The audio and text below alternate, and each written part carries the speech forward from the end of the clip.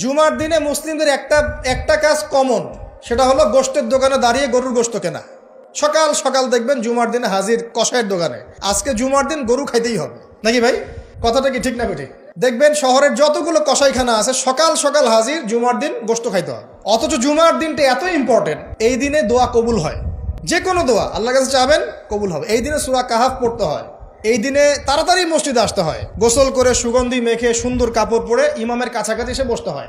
তাহলে প্রত্যেক কদমে 1 বছরের রোজা, 1 বছরের তাহাজ্জুদের নেকি হয়। তো জুমার দিন খুবই ইম্পর্টেন্ট। দেখবেন জুমার দিনে কি করে, গরুর গোশত খাবে, খাওয়াই লাগবে। মুরগি খাওয়া তো যাবেই না, সবজি খাওয়া যাবেই না, ঠিক আছে?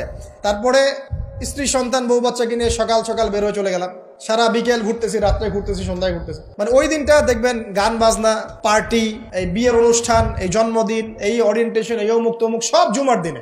অথচ জুমার দিনটাকে আল্লাহ পাক দিয়েছেন ওয়া শাহিদ, সাক্ষ্যদাতা।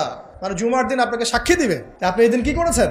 জুমার দিনের কাজগুলো পড়ে নেবেন বই থেকে, আল্লাহ পাক তৌফিক দান করুন, আমিন। ওয়া মাশহুদ, এবং মাশহুদের কসম করছি। মাশহুদ কি?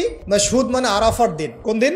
আরাফার। এটা কোন দিন? যুব সমাজকে জিজ্ঞাসা করেন, বলতে পারবে না আরাফার দিন কোন দিন। এখনকার তরুণ প্রজন্ম দেখেন আরাফার দিন কোন দিন বলতে পারবে না। জিজ্ঞাসা করেন পর্যায় সারণীতে ওই যে মৌলের নাম, হাইড্রোজেন থেকে একদম শেষ পর সব বলে দিবে। পারমাণবিক ভর, পারমাণবিক সংখ্যা সব বলে দিবে। ফিজিক্সের প্রশ্নগুলো জিজ্ঞাসা করেন, সব বলে দিবে। যে হায়ার ম্যাথ আছে, হায়ার ম্যাথের প্রশ্ন বলে দিবে। বায়োলজির যে কঠিন কঠিন বৈজ্ঞানিক নামগুলো আছে না, ব্যাঙের বৈজ্ঞানিক নাম, অমুকের তমুকের, মানুষ সব বলে দিবে। বলেন মাশহুদ কাকে বলে? ওয়া শাহিদি ওয়া মাশহুদ, আয়াতটা শুনেছো কখনো? বলবে শুনি নাই।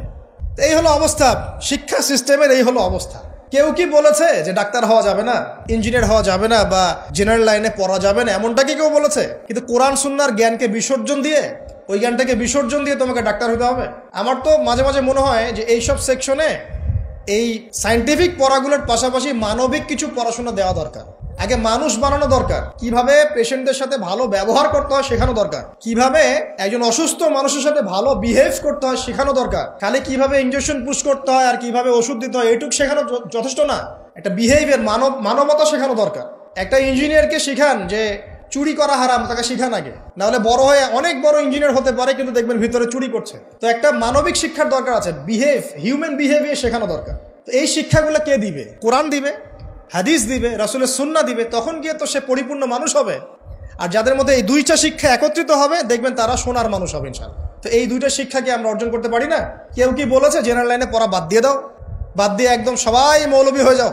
সবাই যদি আলেম হয়ে যায় তাহলে ভাই সামরিক ক্ষেত্রে কে কাজ করবে, প্রশাসনে কে কাজ করবে, জনপ্রতিনিধি কে হবে, ইসলামিক ব্যাংকিং সেকশন কে চালাবে? ঠিক আছে না? সব সেকশনে মানুষের প্রয়োজন আছে না? তো সব সেকশনে মানুষের দরকার আছে, কিন্তু সেই মানুষগুলোর আত্মাটাকে কোরআন সুন্নাহর আধ্যাত্মিকত্ব দিয়ে ঢেলে সাজাতে হবে। আল্লাহ পাক তৌফিক এনায়েত করুন, আমিন।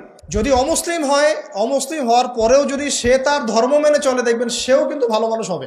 আসলে যারা এই বিশ্বে ফাসাদ সৃষ্টি করে বেড়াচ্ছে এদের সাথে ধর্মের কোনো সম্পর্ক নাই। যারা এই বিশ্বে ফাসাদ সৃষ্টি করছে এদের সাথে আসলে ধর্মের কোনো সম্পর্ক নাই। সে যদি সত্যিকার অর্থেই তার ধর্ম পালন করত তাহলে কিন্তু সে তার ধর্মের প্রতি অনুগত থাকতো। কোনো ধর্ম কি বলেছে বিনা বিচারে বা নিষ্পাপ মানুষকে হত্যা করো? কোনো ধর্ম, একটা রিলিজন আমাকে দেখান যে বলেছে মিথ্যা কথা বলো, হারাম খাও, সুদ খাও, বেপর্দায় চলো, নগ্ন হয়ে চলো? একটা ধর্ম বলেছে? তাহলে প্রত্যেকটা ধর্মের মূল কথাগুলো কিন্তু মোটামুটি একরকম।